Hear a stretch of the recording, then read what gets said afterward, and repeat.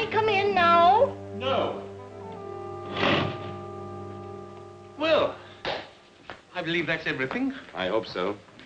Yes, it's a lengthy business. You must be tired. I'm so excited. I wish we could take the youngster right home with us. When do you think we can expect to get him? Oh, well, Oh, just a minute. I'm afraid I forgot something. You have to sign these. These give us permission to check into every detail of your private life.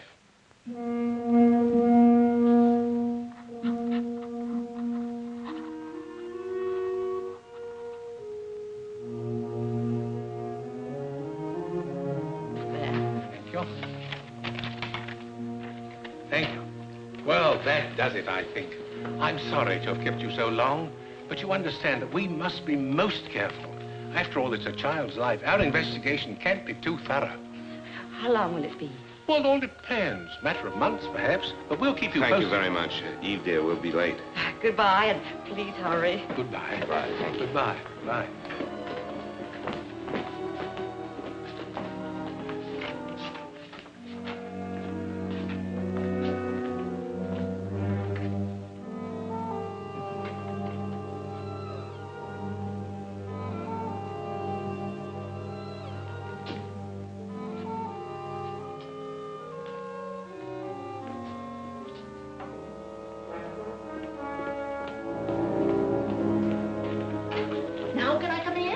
Oh, yes. Interview report of the directors. Names of applicants, Harry and Eve Graham. She is 32, he's 38. Occupation, traveling salesman for the Sutter Sales Corporation, dealing in electrical appliances. The company is owned by the Grahams and was started about 4 years ago. Mrs. Graham appears to be very capable. She handles the office work. Mr. Graham covers the Los Angeles area, where they hold a sales franchise for a deep freeze concern. Their income, presently about 20,000. Married 8 years. Well, you don't need to wait for me. I'll straighten up. Yeah, I tried that once before. Nearly lost my job. You and your cleaning up. Well, go on. You're not disturbing me one bit. Mrs. Graham is unable to have a family. Her problem is of undetermined origin. But we'll check several physicians who have examined her during the past 8 years. They will take an older child, 4 or 5 years, of either sex. From the preliminary interview, it's my opinion they would make fit parents, but something bothers me about Mr. Graham.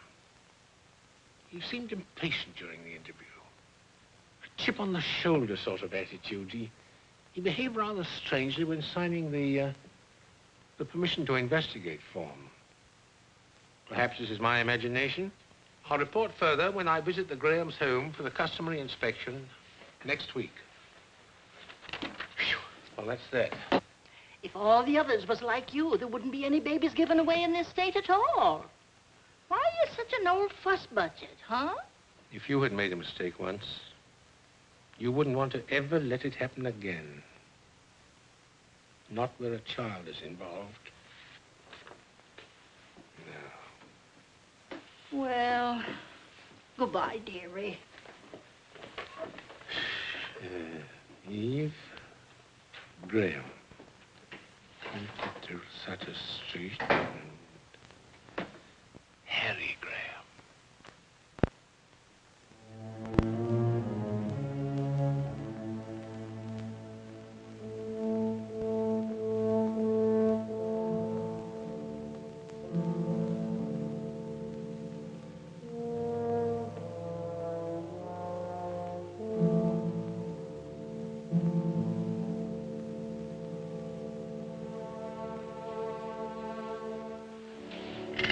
Hey. What goes on? Oh, I couldn't resist him. He's the beginning of a collection. There's a whole army that goes with him. We haven't heard anything yet. Oh, but we will, you'll see. Mr. Jordan looks like Santa Claus. Just like a man who gives babies away. And anyway, it's good practice for you, being awakened by mechanical toys. On a teddy bear in the face, maybe later on a football in the tummy. Oh, you'll learn to love it. You will love it, won't you? Of course I will. Why do you ask? Oh, then it's just my imagination. The other day in Mr. Jordan's office, I thought maybe you were sorry we'd started the whole thing. I wasn't sorry. It's just that Santa Claus was such a deliberate old codger, he got on my nerves, that's all. How about undoing my blouse? How about getting yourself pulled together? This is Tom Morgan's Saturday with us. You can do the Caesar salad. What else is cooking? Oh, everything you hate. Roast beef rare, potatoes brown. How does that sound, Master? Sounds like the perfect wife. Good in the office, great around the house. I wonder if it will like him. Well, if it doesn't, I'll keep it myself.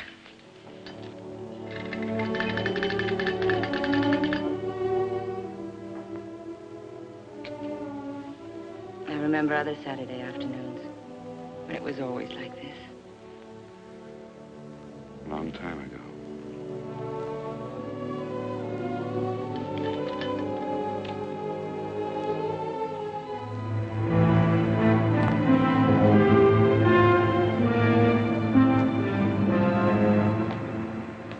You know, this really is a beautifully planned apartment. Yes, we think so. Immaculate. You sure you won't have something? A Coke? Could I have a glass of milk instead? Yes, surely, sir. Thank you. My stomach. It's my work. All the tension. If you don't mind my saying so, Mr. Jordan, I think you take your work much too seriously. It's not worth it. I think it is. By the way, we've begun our investigation on you. Oh? How's it look? Everybody speaks very highly of you. But? I've been a salesman too long not to recognize sales resistance when I see it, Mr. Jordan. I have a feeling you don't want us to have the child. Oh, I wouldn't say that. Thank you. Well? Am I right? I don't know whether I do or not. At least not yet. I understand you spend a great deal of time in Los Angeles on business. Yes, that's right. Then perhaps you could give me the names of some of the people down there with whom you work. Oh, it's all routine, nothing more than that. You're very conscientious, aren't you, Mr. Jordan? Well, I'll drop you a line and refer you to lots of people in Los Angeles. There's something else about me I think you should know. I have a small mole on my right shoulder. Would you like to see it? Oh, Mr. Jordan, I'm sorry I'm late. That's all right. I was early. What are you two doing in the kitchen? Mr. Jordan's been looking us over. I've seen your home. It's pleasant. Very pleasant indeed. Won't you stay for dinner? Oh, thanks. I can't. I have to get back to the office. Lots more paperwork to do there. I'll see you to the door. Oh, thank you. Goodbye, Mr. Ray. Thank you, Mrs. Graham. Thank you.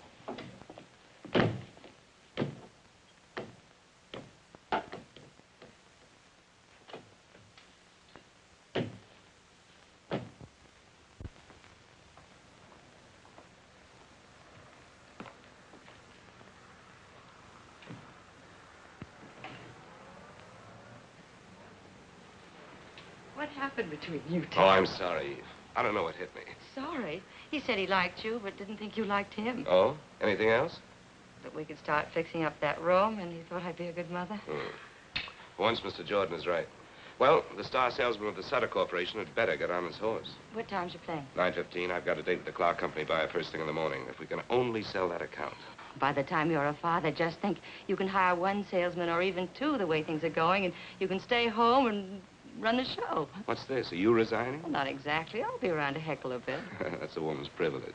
Well, I've got to pack. Oh, I'll do it for you, but there's not much to pack. Everything's in Los Angeles. Don't you ever get a hole in your sock? And how do the buttons manage to stay on your shirts? You never bring them home. I've found a laundry that does it. Saves a lot of trouble. I'll only be a minute packing your bag.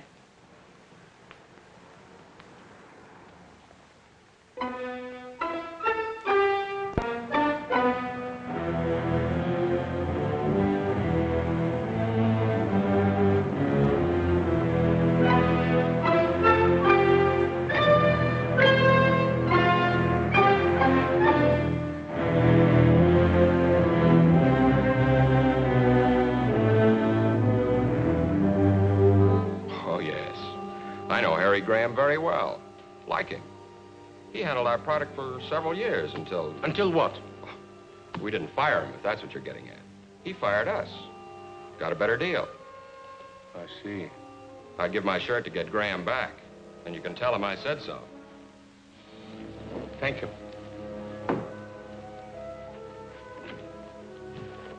Thank you very much.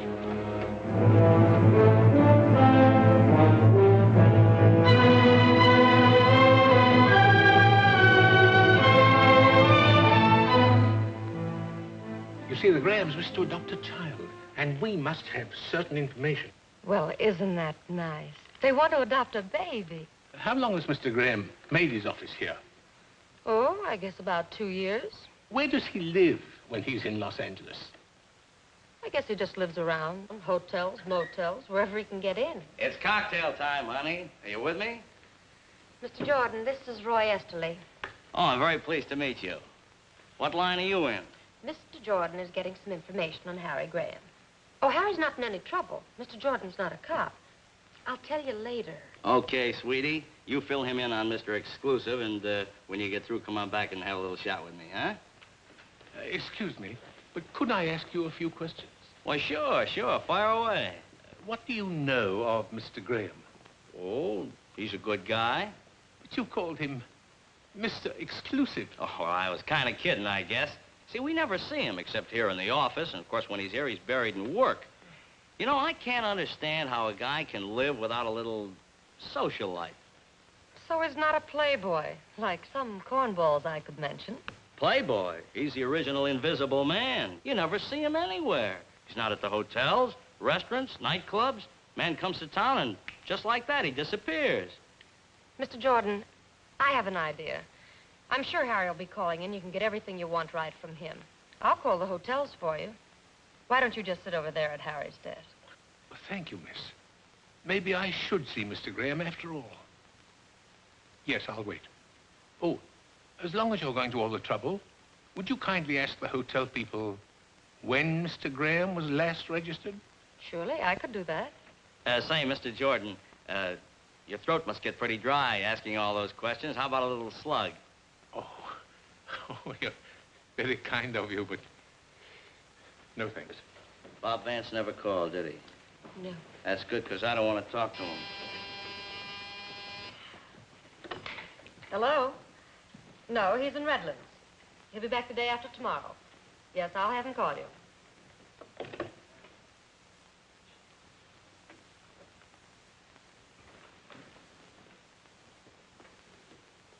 Harrison Graham.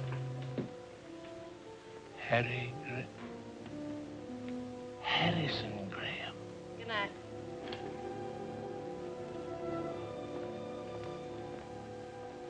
You've really got Harry Graham on your mind. I'm sorry it took so long, but the hotel's had a check. You know, it's funny, but he hasn't registered any of them for months. Several of them remember him. Of course, he could be staying at a rooming house, but that doesn't sound like him. He likes everything nice. You're very kind. I'm sorry for all the trouble. By the way, is Mr. Graham known by any other name than Harry? No, his name is Harry. Look, Mr. Jordan, he was in yesterday, and I know I'll be hearing from him soon. Give me a number, and I'll have him call you. Or maybe you've gotten everything you need, huh? No, not yet. Excuse me, it's that board. Oh, thank you. Graham.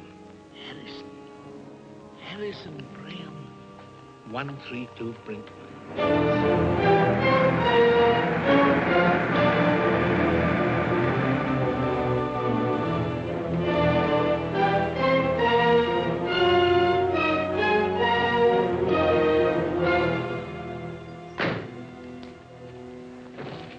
Wait for me, please.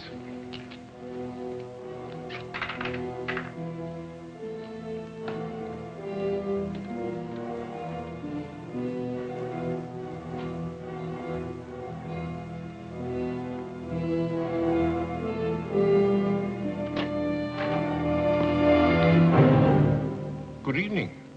Hello. Aren't you a little off your beat? Well, I was coming to Los Angeles anyway for a meeting tomorrow.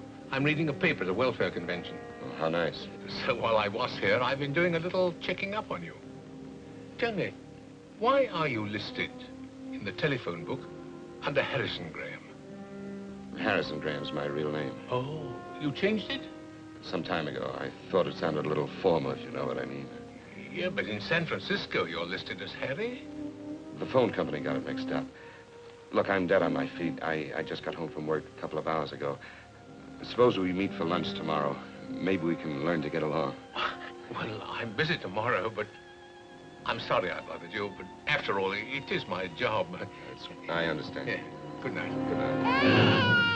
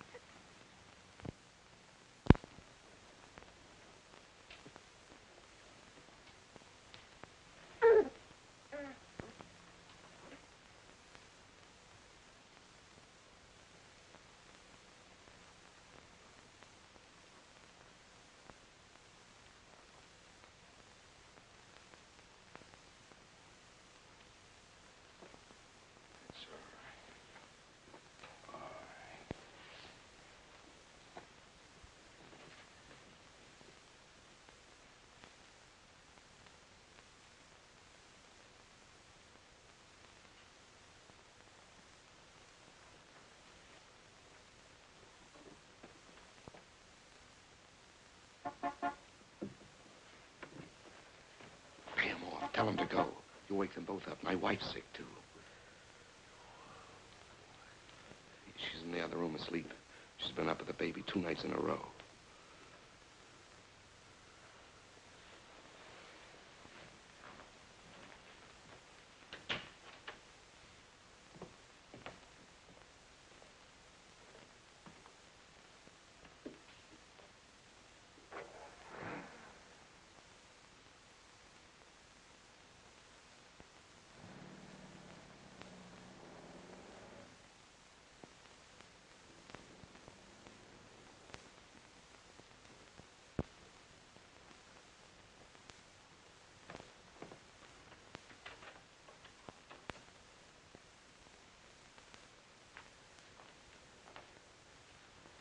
How long has this double life of yours been going on? About 8 months. And you tried to adopt a child. What are you going to do? Call the police. You can't. Not now. Not with her like this. Please, I've got to try to make you understand. Please. I can't believe it. I can't. How could a man like you, successful, admired, get into a position as vile as this? How? I don't know. I don't know how. Loneliness, I guess. Have you ever spent half your life living in hotel rooms, eating in restaurants with only a newspaper for company, walking the streets, looking for a movie you haven't seen? Well, that's the way it was one Sunday afternoon when I was stuck in Los Angeles. Couldn't get home to spend the weekend with Eve. I called her, but we didn't talk about us. She was in one of her executive moods, career woman. You've never seen her that way. She's different now. Anyway, when I got off the phone, I was twice as lonely. I felt as if the walls of the hotel room were closing in on me. So I decided to go out for a walk. Some men on the road escape their loneliness with women who are easy to get. But that didn't work with me. In all the years of my marriage, I never looked at another woman. Eve was my whole life. Yet, sometimes in those years, I felt a distance between us which was more than miles. When we found out we couldn't have children, Eve was bitter, restless. It was my idea coming into the business. She caught on fast. So so fast, she doubled our sales in no time. And our marriage, well, it became a business partnership. So on that particular Sunday, my aloneness was like a pain. Visit that fabulous Beverly Hills. It's only $3.25 in food and tax. And it'll give you something to talk about when you get back to your hometown. Hey, folks, the tour is just about ready to leave. See the homes of all of Hollywood's greatest movie stars. Visit that fabulous Beverly Hills. It's only $3.25 including tax. It'll give you something to talk about when you get back to your hometown. I liked movies, though I really didn't care where Clark Gable lived. But here were people going someplace, and I went along with them. Hey, folks. Ladies and gentlemen, this is glamorous Beverly Hills. Here are the most beautiful homes in the world, where your favorite stars of screen live and play.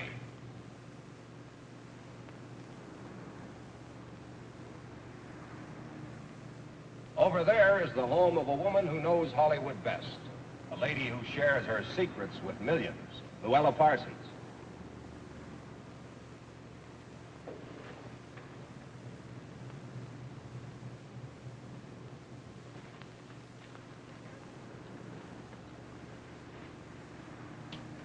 Thanks.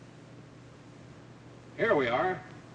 On your right is the home of that shy and modest man, Harvey's friend and yours, Jimmy Stewart. Now take a look on your left, and you'll see the home of that funny, funny man, Jack the Miser Benny.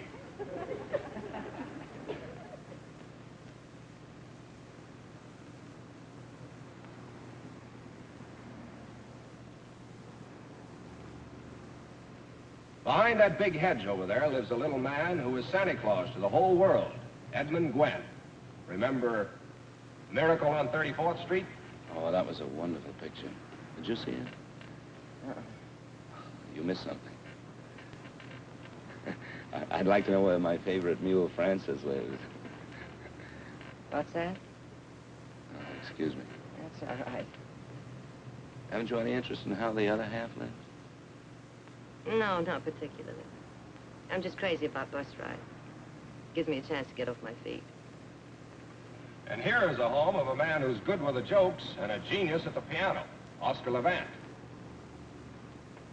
Oh, I heard him play a Gershwin concert once. He was just great. What is this, the story of your life?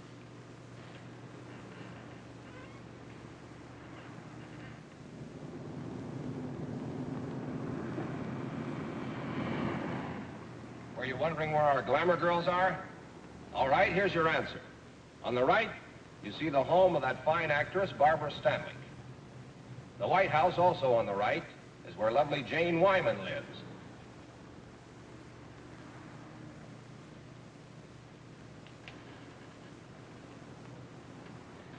You know, you just like me for my lighter, that's all.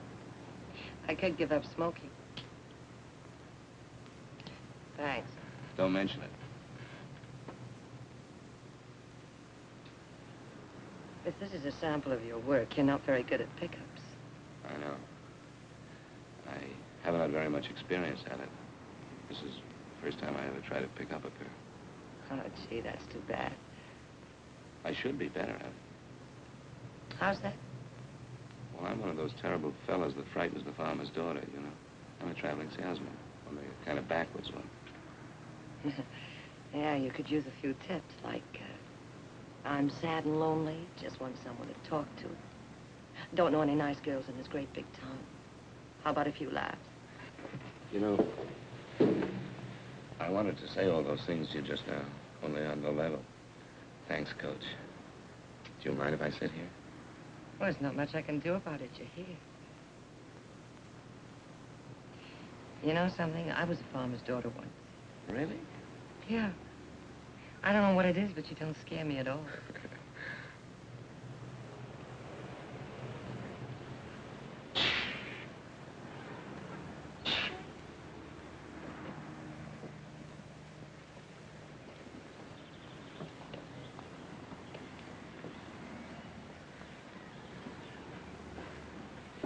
Well, thanks for the use of the lighter. Bye. Oh,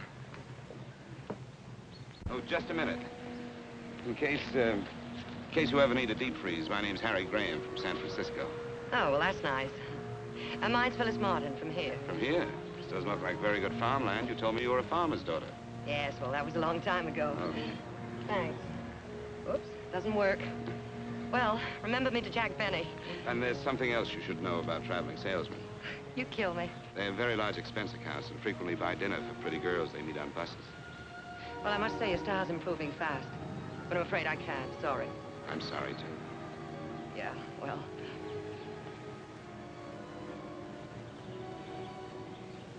Do you like Chinese cooking? Sure. Why? Have you changed your mind? I know a place that has the greatest water chestnuts in town. If you can stand water chestnuts. I'm mad about them. Let's go. All right.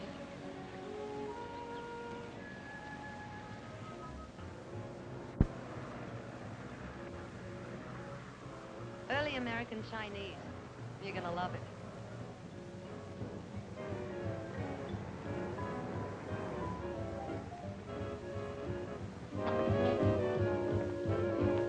Cozy little place, isn't it? Do we have to eat here? Oh, yes, it's a must. Now, why don't you relax and I'll be back in a few minutes, huh? Hi, Sam. Good evening, Miss Martin. Good evening, sir. Will you take care of the gentleman for me? Right this way, sir. I'll have a drink at the bar while I'm waiting for the lady. Good.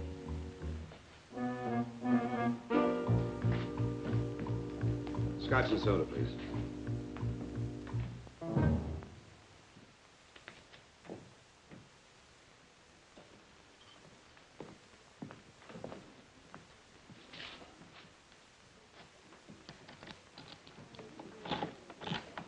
Here you are, sir. Oh, thank you.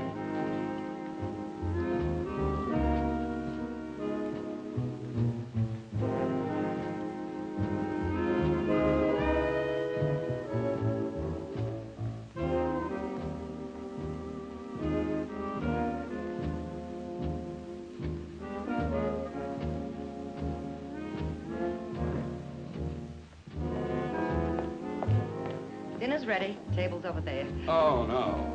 What are we playing, charades? The outfit came with the job. I work here. I don't believe any of this. Well, the pain will wear off in a minute. Just follow me. Egg soup. Very healing. I ordered the rest of the dinner for you, too. Aren't you allowed to sit with the customers? Maybe later. Well, go on, eat your soup. It's the only genuine Chinese dish we serve here. The guy who owns the place used to run a string of hot dog stands. His name's Hannigan. You sure you can't sit down? No, I can't. Try it. How was it? Tastes good. Say, where are all the people? Oh, Sundays are quiet. And all the rest of the week. How long have you been working here? About 6 months. I needed a job, and Hannigan needed someone to liven up the joint. You can see I've been a howling success. Ah, come on. Sit down, huh? No, I can't. Say, when'd you say that farm was? I didn't. Little place called Pennsylvania. How'd you get all the way to Los Angeles? Well, I wanted to see the world. So you started with China, huh? That's right. You know something? I've never heard of chop suey in China. You don't say. That's right. It's the house specialty here. And the next course, you can stand it.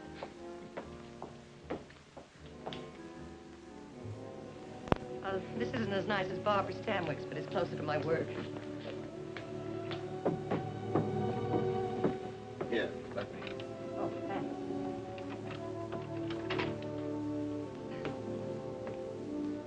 Well, thanks for a lovely evening. It was nothing. Drop in again sometime. So long. You know, we've been together 7 hours, and I still don't know a thing about you, except that you're the nicest stranger I ever met on a bus.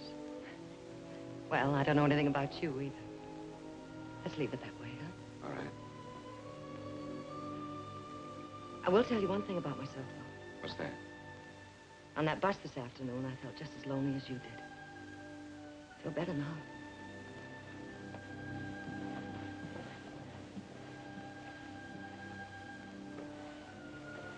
I guess all traveling salesmen aren't alike, huh?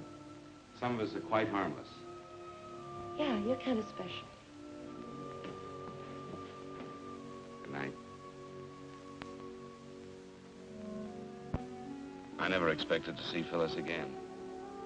But I knew I'd remember this day, when two strangers helped each other through a lonely Sunday. I felt good again, not very sleepy. We're ready with your call to San Francisco. Yes, thank you, operator. Eve? My, 2 calls in one day. Well, never mind, darling. This is deductible business. Monkey business. I cheated on you today. I thought you should be the first to know. Haven't you heard the wife is always the last to know? I'm serious. A beautiful brunette, all curves and soft shoulders. Oh, how wonderful. I hope you'll be very happy together. What kind of talk is that? Aren't you even jealous? You won't spoil my sleep one bit.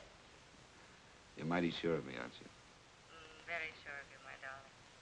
She wasn't really beautiful, just nice. Kind of a funny little mouse. Don't you want to know how I made out? Oh, I forgot. I heard that Duff's may open 3 more retail outlets in Los Angeles County. Got a pencil handy? Better write down this name and address. Are you listening? Here it is. He's the merchandise manager. Yes, I'm listening, Eve. I've got it. I wish you were here with me right now. I didn't even touch her. Touch who? You know, the funny little mouse. What a shame. Better luck next time. Harry, I got a special delivery from Mother today. Oh? What's the news? Her father's quite ill. Nothing serious, I suppose, but I'm a little worried. I wouldn't worry, darling. I'm sure he'll be all right. Eve, I've got to make the rounds. I'll call you in a couple of days. Good night. Night.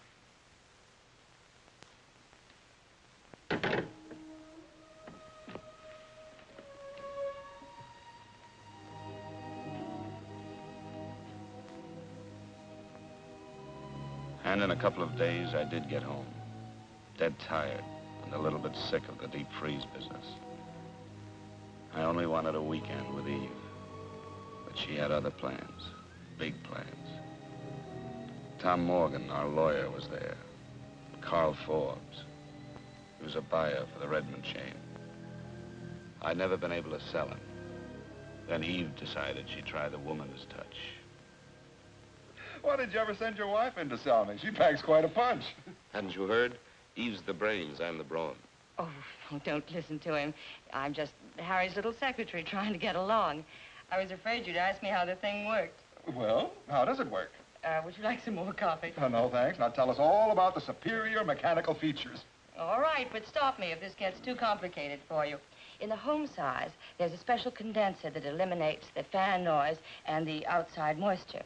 The single-phase motor is completely sealed, so it has greater efficiency, and we can prove to you in normal operations that our product will save you in electricity 2.5 cents per hour, and the lid is counterbalanced. We just happen to have a model in the kitchen, and if you have your combination Phillips screwdriver handy, Mr. Forbes, I'd be happy to take the freezer apart for you. Any questions? No questions. And no demonstrations, please. I'm convinced. At least almost. Perhaps another little brandy? Harry, Mr. Forbes would like some more brandy. Harry? Oh, of course. Sorry. Tom? No, thanks. No more. How about a little poker? The evening's so nice we might play on the terrace. I'm afraid of you, but I'm game. Me too. Oh. Come on, Harry. Let's have at it.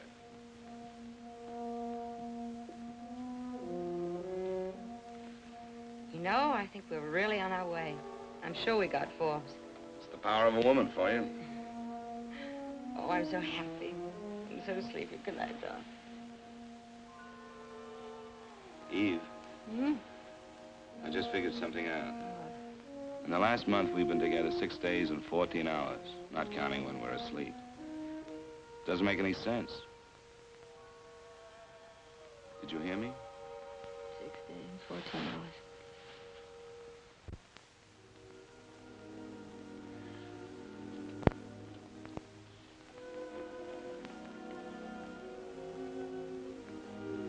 Eve, let's go away tomorrow. Doesn't matter where.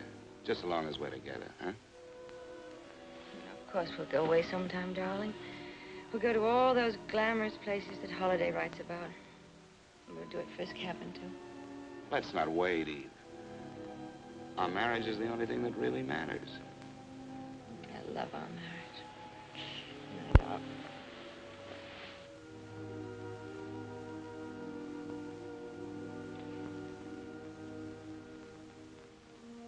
So I hit the road again.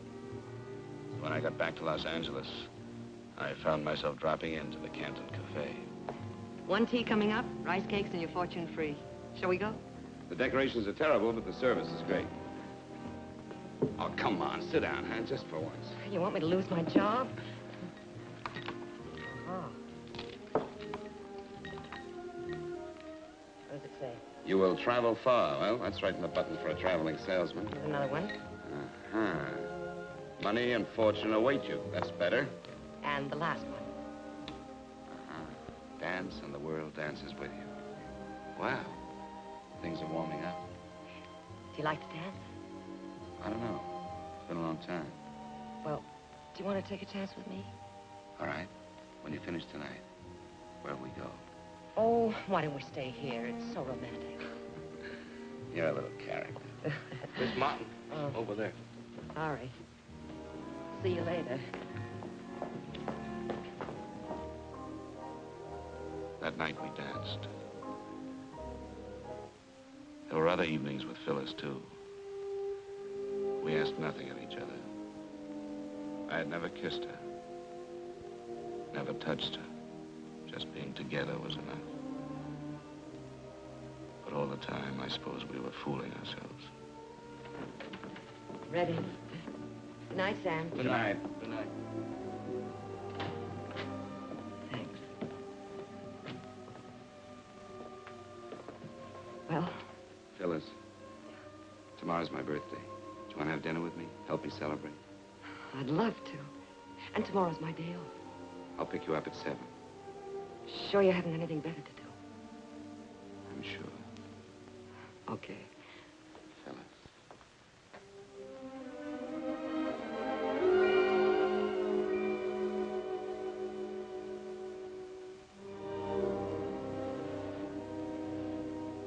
Good night, Harry. Good night.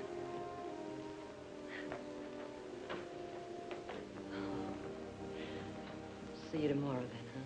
It's 7.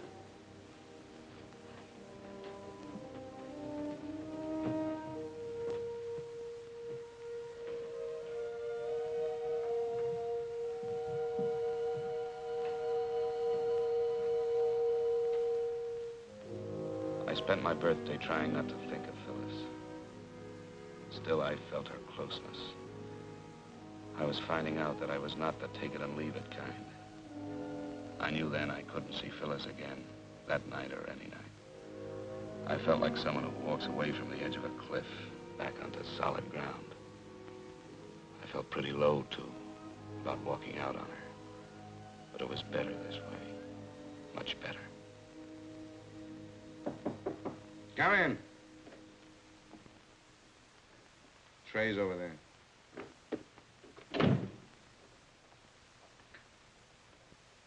Not much of a way to spend your birthday. Phyllis, didn't you get my message? Well, sure I got it. That's why I came over. I was worried. What's wrong? Nothing serious. I think I'll live. Just a headache I couldn't shake. Yeah? Feels better. Lots better. Oh, I brought you a birthday present. It's nothing much. Just a Cadillac. Well, don't you want to open it? Sure, I'll open it. It's flashy, but I thought you'd like it. Smells good. I do like it. Thank you, Phyllis. Well, I may as well put a gift to work. Just close your eyes now. We'll take that headache away.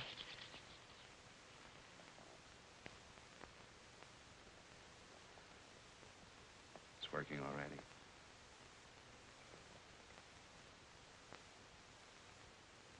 Any happy returns?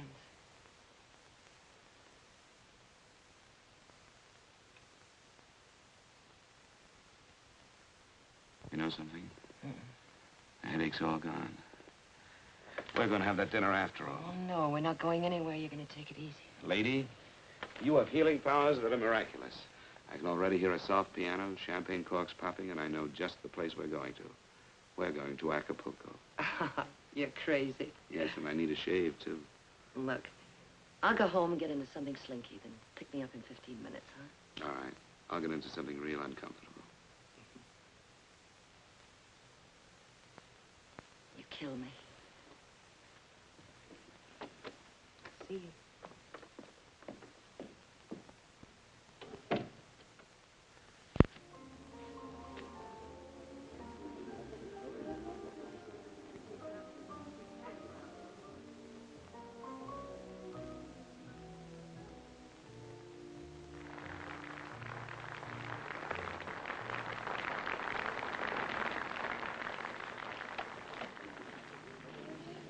Oh, it's such a lovely night.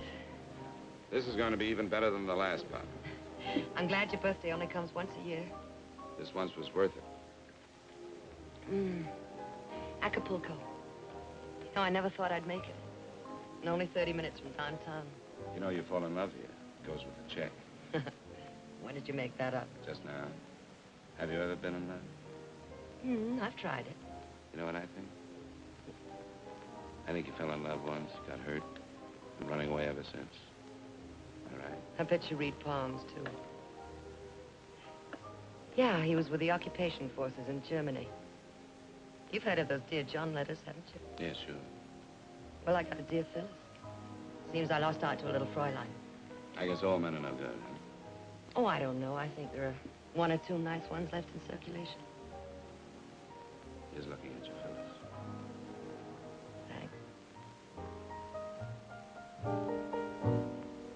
The stars were very bright,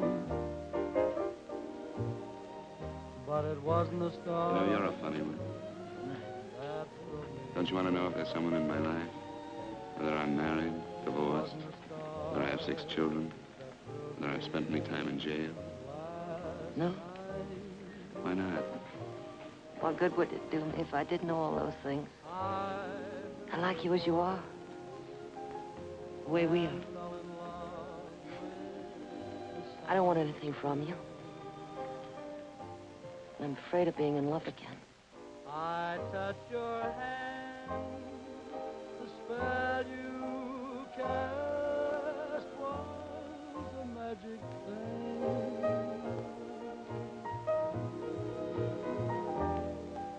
We watched the moon in flight, but it wasn't the moon that thrilled me. No, it wasn't the moon that brought such delight. I felt a thrill so new the moment I kissed you. Heavens faded from sight. No, it wasn't the stars, and it wasn't the moon. You know, I'm going away again tomorrow. Tomorrow's a long time off.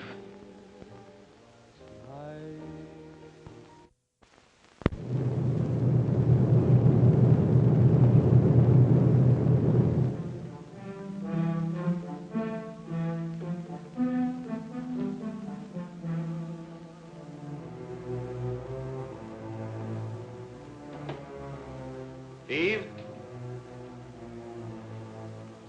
Eve?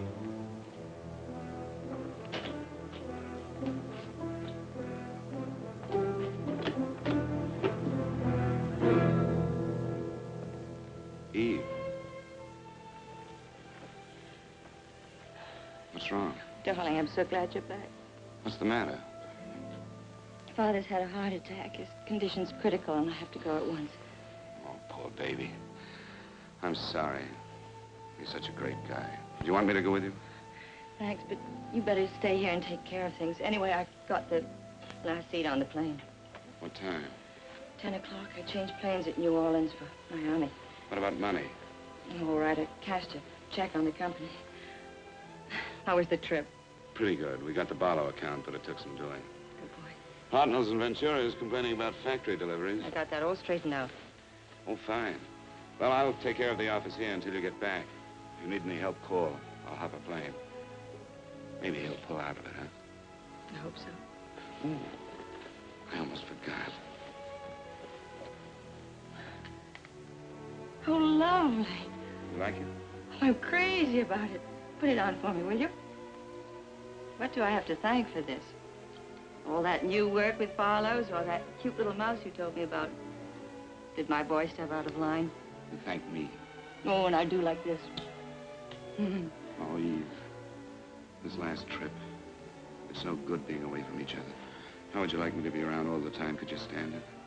What do you mean? One of these days soon we'll put a man on. I've got my eye on a fellow. Oh, I think I'm going to cry. I should be so happy if it weren't that... Finish your packing, darling. I'll make us a couple of drinks.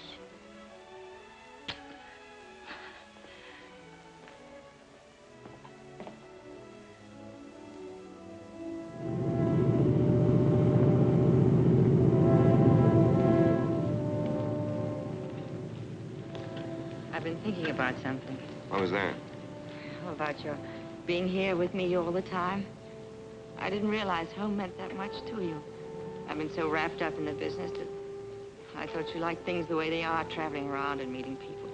I did, but I've had it. Now I want to stay put. And I was wrong about something else, too. Wrong? For nearly 4 years, ever since the doctor said, no baby, I hated myself and you and everybody. I was resentful when you suggested adopting one. I couldn't see taking care of somebody else's child. Remember that? Yes, I remember. I was wrong. What made you think of it now, after so much time? Maybe it was the telegram from home. I suddenly thought of how much my family meant to me and how much they loved me. And it seemed selfish not to pass it along to a little child that needed it.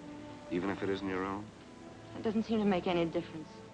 You still want one? Yes, of course I do. Well, then, would you see maybe about getting one while I'm away? Yes, I will, Eve. Tomorrow morning, the very first thing. I thought you'd forgotten all about it, that the business was our baby. Will you forgive me for taking so long? Yes, I forgive you. Announcing the departure of American Airlines Flight number 516 to Atlanta and New Orleans, connecting with Miami. All aboard, please. Well, that's us.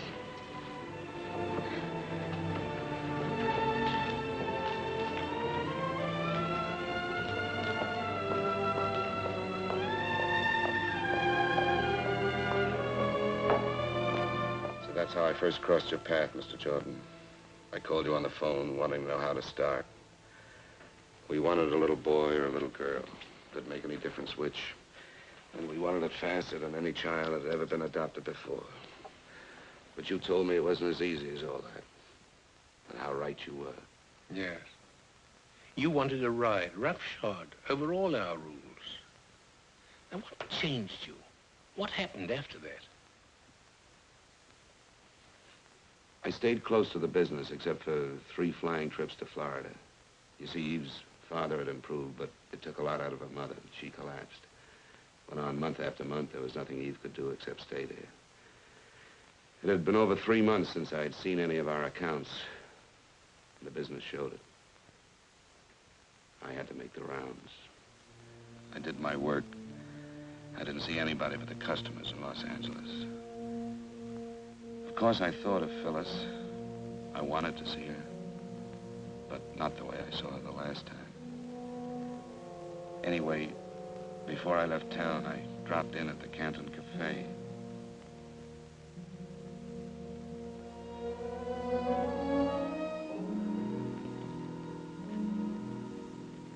Hi, Sam.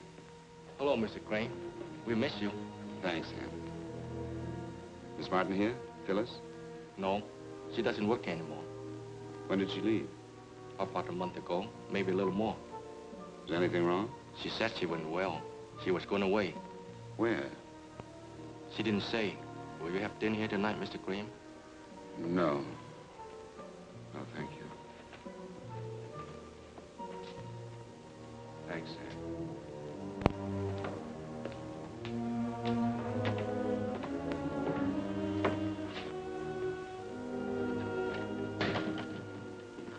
Yes?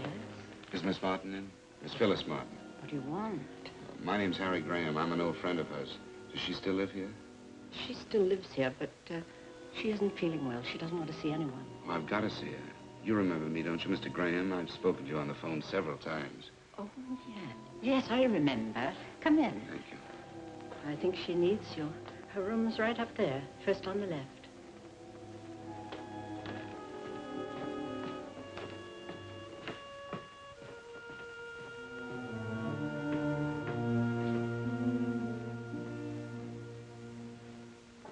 Come in.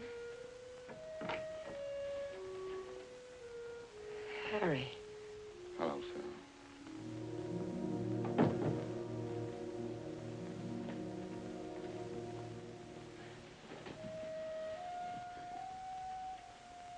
What's the trouble? Nothing. It's good to see you again. I just got back from San Francisco. I've been working there for the last few months. I went to the restaurant and they told me. And I had trouble getting past your guard downstairs. Well, now that you found me again, how are things in the deep freeze business? What was it, hot water heaters? Phil, what did the landlady mean just now when she said she needs you? I don't know. Come on. Look, I don't need anybody. I can take care of myself. I'm a big girl now.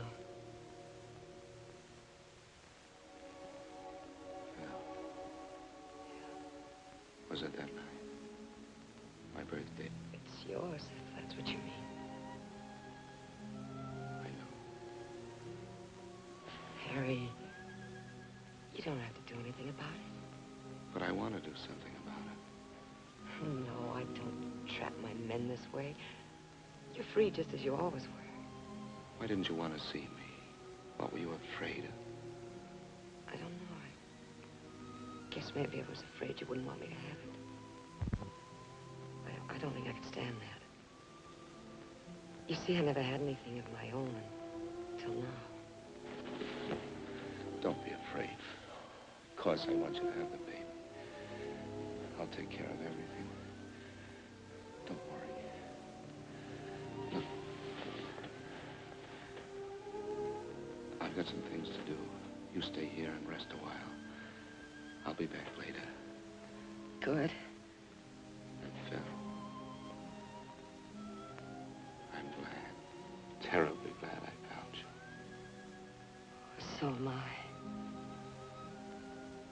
Come on.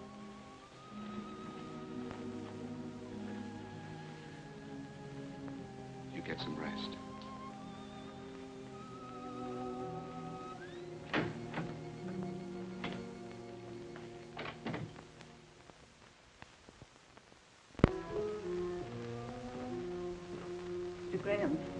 Mr. Graham, this is Dr. Wallace. He's taking care of Phyllis. I was just going up to see her. How is she, Doctor? Could I speak to you for a minute? Yes, sure. Excuse me. I think she's going to be all right. She's had a rough time of it this last month. 2 transfusions. And she's not very strong to start with. Then there's the mental, emotional state to contend with. You can understand. Yes, I understand. I think things will be better now that you're here. I'll take care of everything. Please give her the best. I'm glad she means something to you. She can be hurt just like the rest of us. Fooled me at first with that flip, hard act of hers. But that's not the real Phyllis. You must know that.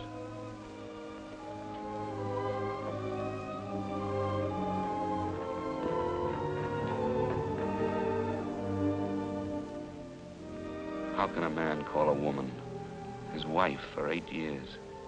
Someone whom you love, who loves you. How can you call her and tell her that you must have a divorce? Worse than that, you've been unfaithful. You're going to be a father.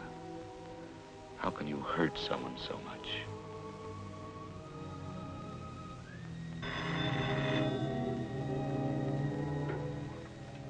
Hello?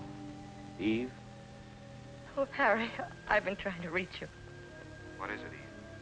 Your father? About an hour ago. I'm sorry, darling. I'm sorry. I'll have to stay with Mother a while, and then I'll come home to you. Can you hear me? Yes, of course I can hear you. Are you all right, Harry? Yes, of course I'm all right, Eve.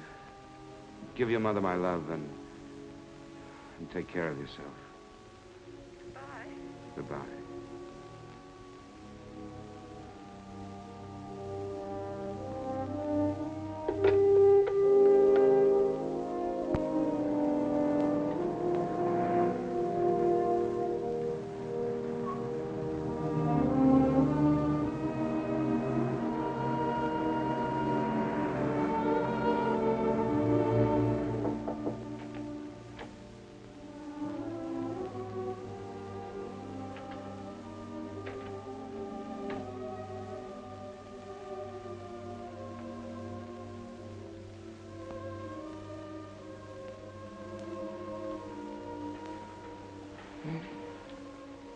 Hello, Phil. Oh. I forgot to ask you something. Yeah, what was that? Will you marry me? No. Not this way. I'm not asking you. I'm asking you.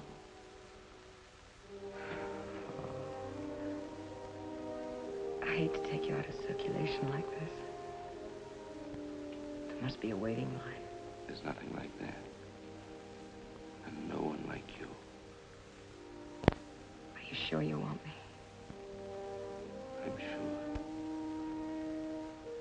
I do love you, Harry. And I'm so glad I do.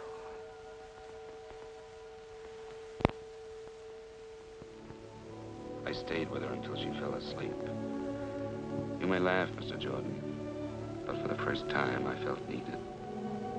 I loved Eve, but I never felt she needed me. How did you expect to get away with it? I didn't. What did you do when Mrs. Graham came home a few weeks after your other marriage? Why didn't you tell her then? Wasn't that the plan? Yes, that was the plan. That was also the time when you came in again, Mr. Jordan. Do you have some cream? Oh, I have been away a long time. I never take cream, remember me? I'm sorry, I forgot. I have a surprise for you. Surprise? A sentimental surprise. Come on, bring your coffee.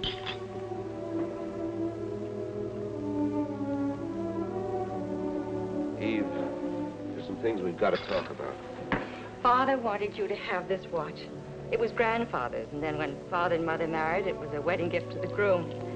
Grandfather said that having a watch and chain made a man feel more like a man, sort of like a mustache cuff, I suppose.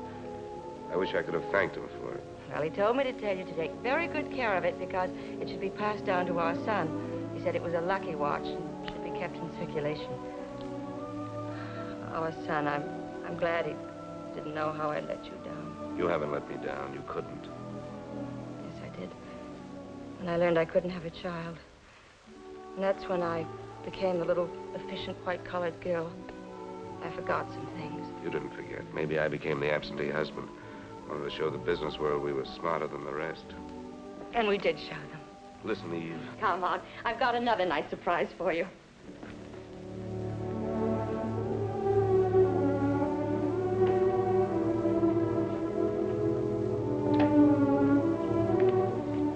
The light doesn't work. Leave the door open so we can see.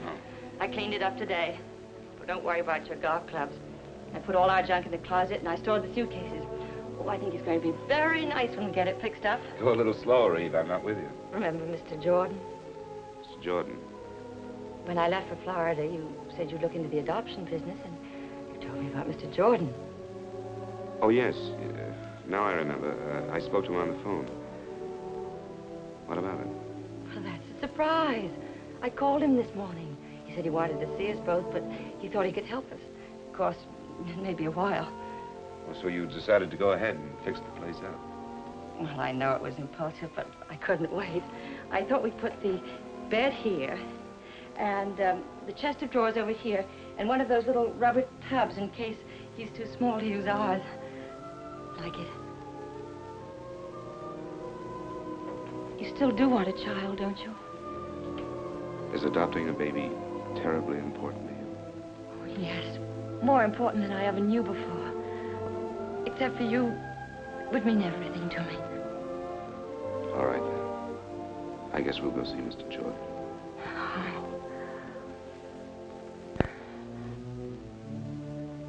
So that's how I crossed your path once more, Mr. Jordan. What was in your mind? Did you think you could live this life for a lifetime? Well, when I realized how much a child meant to Eve, I decided to help her by staying married until the baby became legally ours. Then I'd get out of her life. I must say, that was both a gallant and a foolish scheme.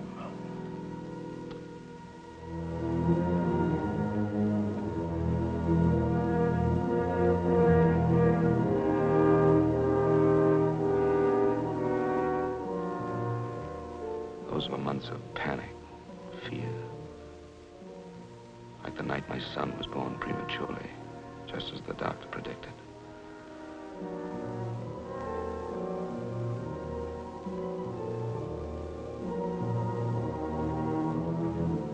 Mr. Graham.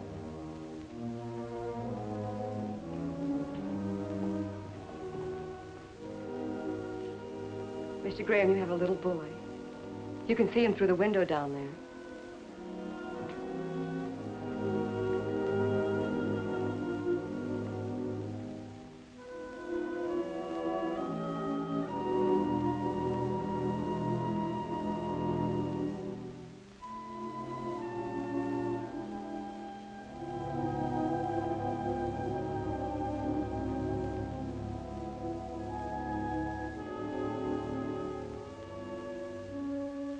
The axe began to fall one day not so long ago, when I'd just gotten in from San Bernardino. I'd stopped by the office to clean up my desk. It was Eve's and my anniversary. I tried to get home, but I couldn't make it.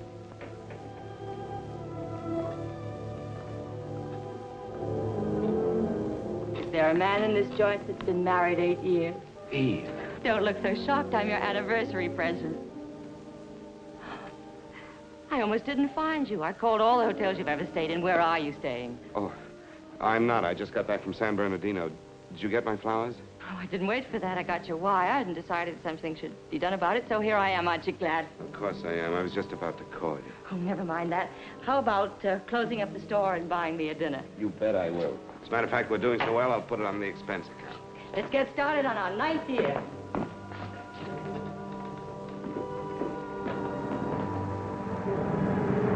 After dinner, Eve wanted to take a walk. I was afraid every step of the way.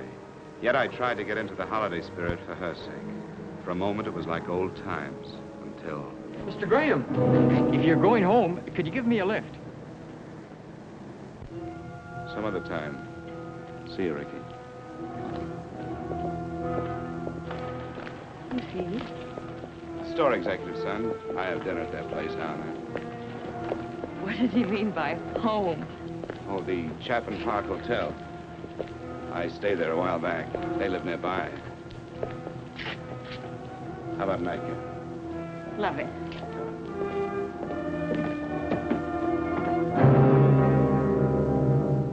After I put Eve on the plane for San Francisco, I came home to Phyllis and more of my insane double life.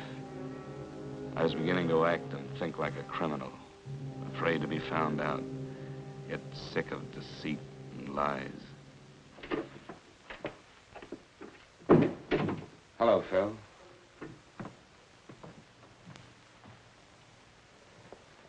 Danny asleep? That's right.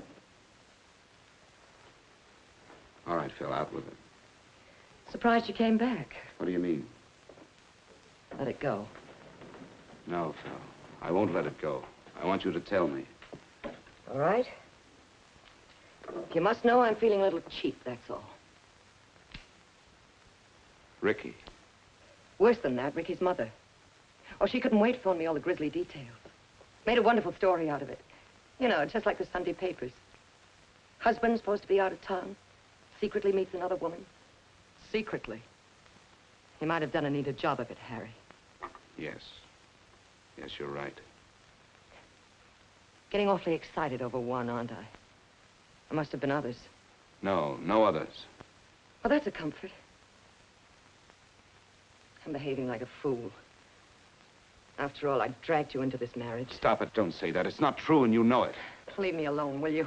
Listen to me. There's something I've got to tell you. Please.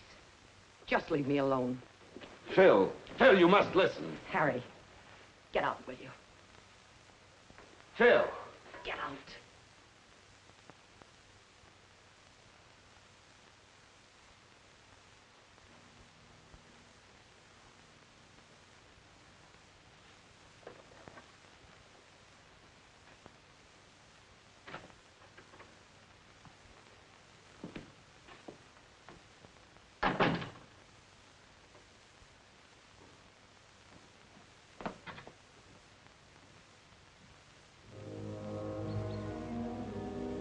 I stayed at a hotel that night, made a date to see Phyllis the next day. There were things we had to talk about. She said she'd meet me in the park near the house. It's hard to explain my thoughts as I sat there. I had my way out. Now I could put an end to this nightmare. I loved Phyllis and her child. I didn't want to lose them. And I hated to bring them pain.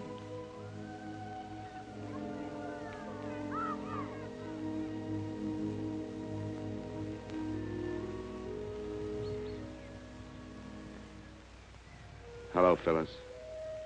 Hi. Cigarette? No, thanks. How's Daddy? He's fine. I had Miss Higgins come over and sit with him. You look tired. Yeah? Well, I didn't sleep too well last night. Neither did I. What did you want to talk about, Harry? I've been thinking I could manage $85 a week. Can you and Danny make it?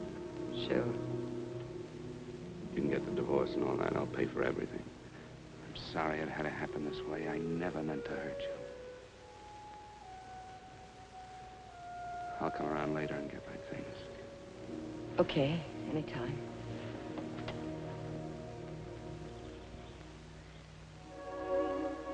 Goodbye, Phil. Goodbye. Harry. This is crazy. I can't go through with it. I guess you just gave my ego a kick. Will you forgive me? I do love you so. You big lug. You know why I didn't sleep last night? I kept thinking about our marriage. You know, the way we got into it. It wasn't fair to you. Don't say that, Phil. Never. Do you hear me? Please, take me home, will you? You really want me to? Oh, yes. We need you. Come on.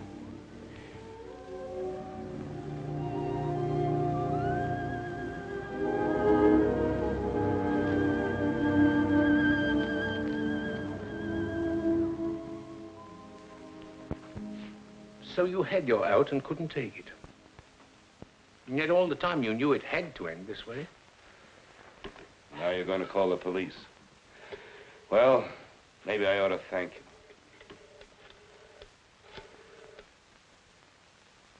I'd like a taxi at 132 Brinkman Street, please. That's right, thank you. I'm not a policeman. It's not my duty to do anything but see that the juvenile wards of the state of California are given decent homes.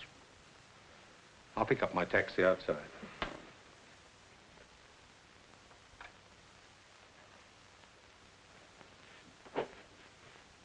I can't figure out my feelings toward you. I despise you, and I pity you. I don't even want to shake your hand, and yet I almost wish you luck.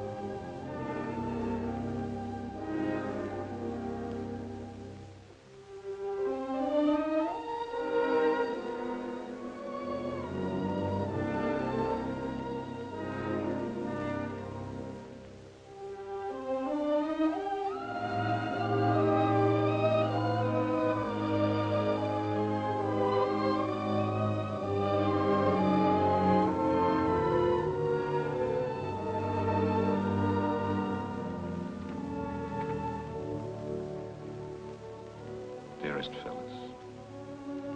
Just a moment ago, I watched your sweet face as you slept, knowing I had to hurt you again. And when I tried to say goodbye to Danny, it was almost unbearable. I cannot expect you to understand what I'm about to tell you.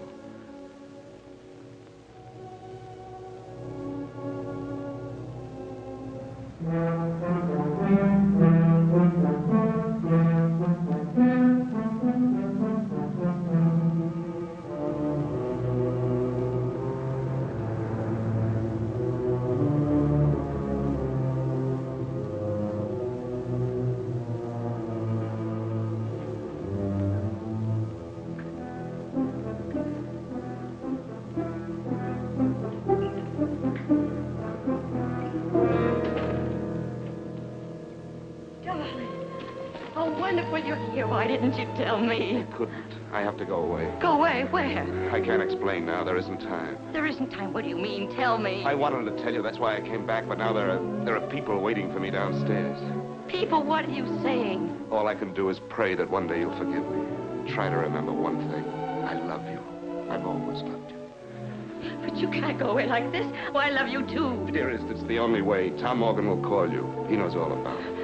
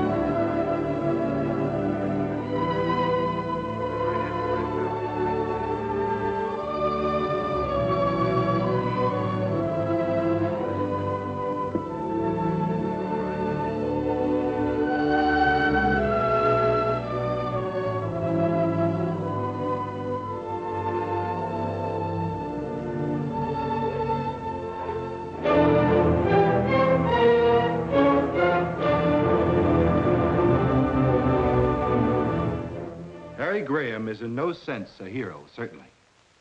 But neither is he a monster. He's an ordinary man that made one terrible mistake.